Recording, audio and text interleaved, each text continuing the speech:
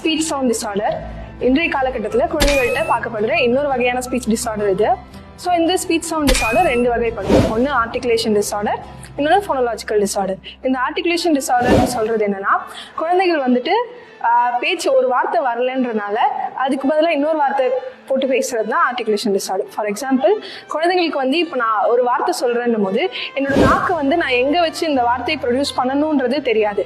So articulation டிஸார்டரில் வந்துட்டு குழந்தைங்களுக்கு வந்து ப்ரொடக்ஷன், அதாவது அந்த பேச்சை வந்து உருவாக்குறதுலேயே வந்து பிரச்சனை இருக்கும். அண்ட் 2வது சொல்ல பார்த்தோம்னா ஃபோனோலாஜிக்கல் டிஸார்டர். இந்த ஃபோனோலாஜிக்கல் டிஸார்டர் என்னன்னா, நம்ம எல்லாருக்குமே தெரியும், குழந்தைகளோட மழலை பேச்சு ஒரு 6 வயதுக்குள்ள இருக்க வரைக்கும் மட்டும்தான் அது மழலை பேச்சாக நம்ம கருதப்படுறோம். அதை தாண்டி போகுதுன்னு போது கண்டிப்பாக அது டிஸார்டர் தான்.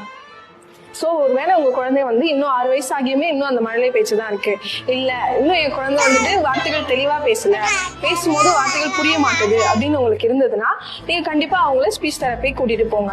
ஸோ இதில் நீங்கள் பார்த்தீங்கன்னா அந்த தெரப்பி எதை ஃபோக்கஸ் பண்ண போகுதுன்னு பார்த்தோம்னா, குழந்தைகளோட இன்னும் அந்த பேச்சு வளர்ச்சியில தான் வந்து அந்த வார்த்தைகளோட வளர்ச்சியில் இன்னும் அதிகமாக ஃபோக்கஸ் பண்ணுவாங்க.